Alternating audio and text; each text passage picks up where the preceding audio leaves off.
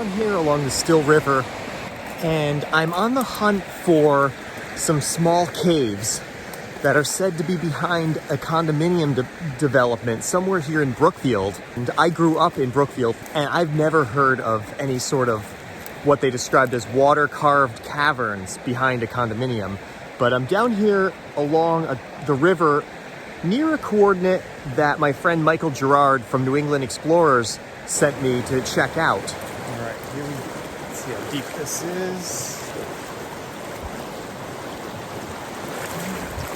Oh, it's deep. Okay. Footing. Okay. All right, it's halfway. All right, so I've gotten over here, but now I have to get through this really deep spot and go over to there. All right, so I'm across. This was actually really deceiving. It was probably a bad spot to go right there because that was extremely deep, but I just kind of grabbed onto this rock here and flung myself across.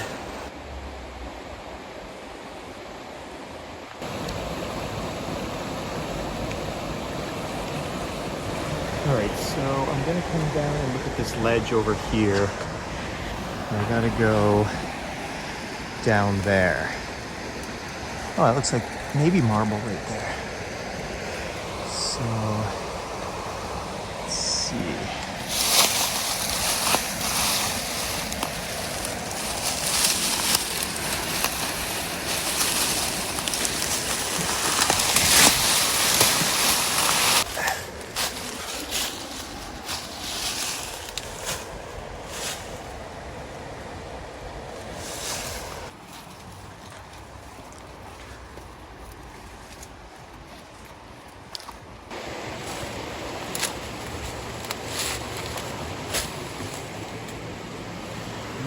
Okay, this looks good. This whole thing is pretty unstable though.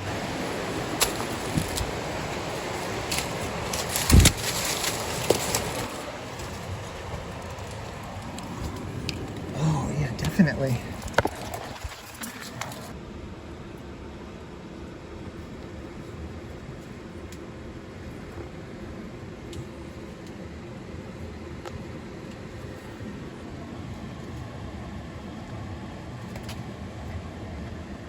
But it doesn't really look like it goes. There is cool air coming out, but not, wouldn't really say it's very deep. But it is pretty neat that it's here. I mean, I didn't really think that this was gonna be anything.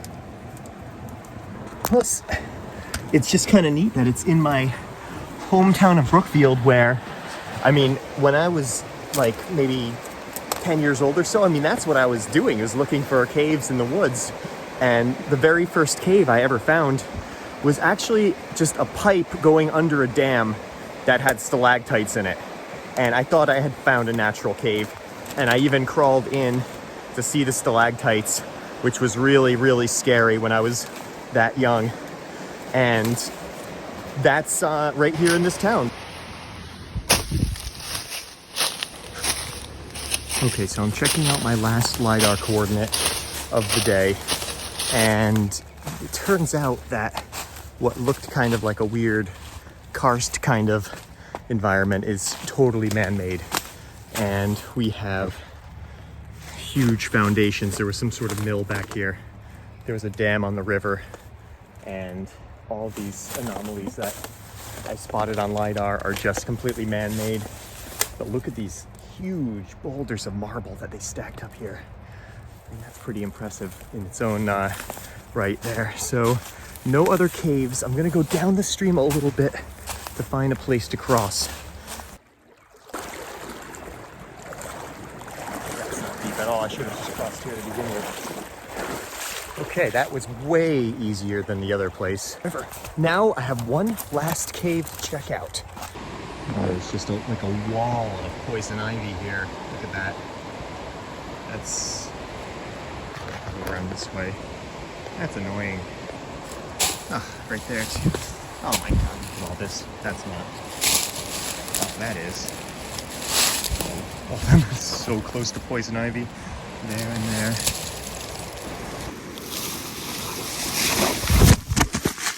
This is just the slipperiest marble. Look at this. Why can't there be caves? This is so perfect.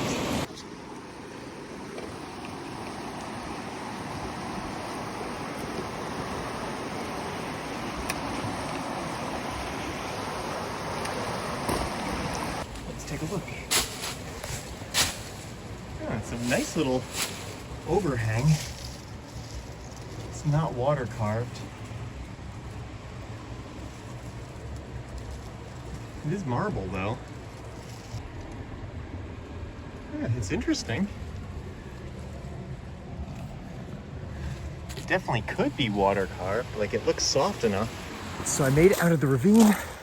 I'm back on the train tracks, and the conclusion is I checked out the coordinates that Michael Gerard sent me.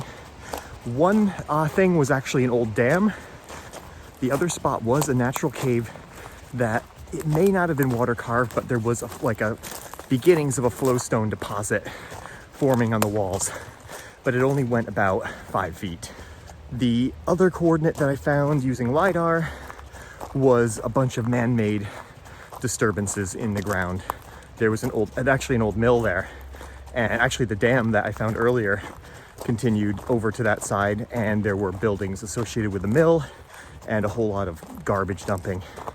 And that's what I saw as like kind of sinkholes on LiDAR.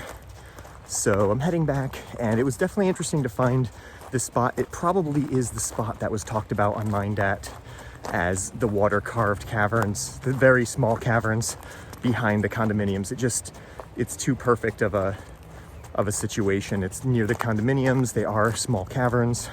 I mean, I wouldn't describe them as that, but you could, I guess, say that they are very small caverns. So I think we found this one. Very interesting day, but not the most amazing caves in the world.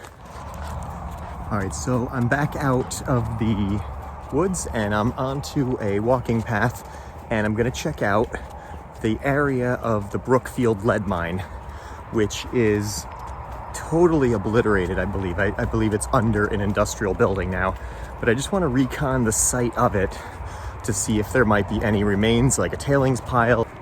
And this one did get my attention for a couple of reasons. First of all, I'm from Brookfield, so anything involving Brookfield history is always interesting.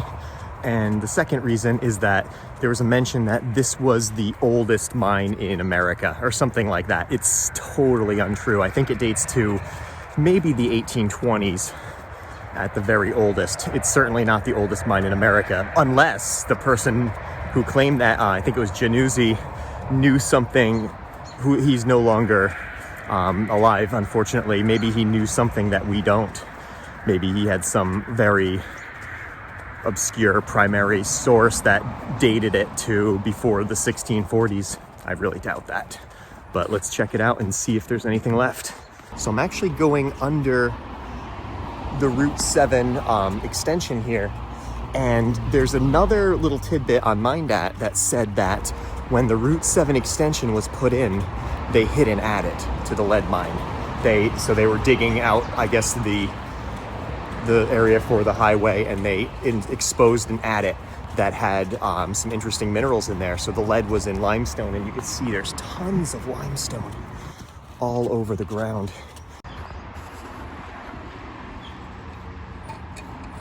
What is this? So according to the map, it would be somewhere over on that side behind that big building.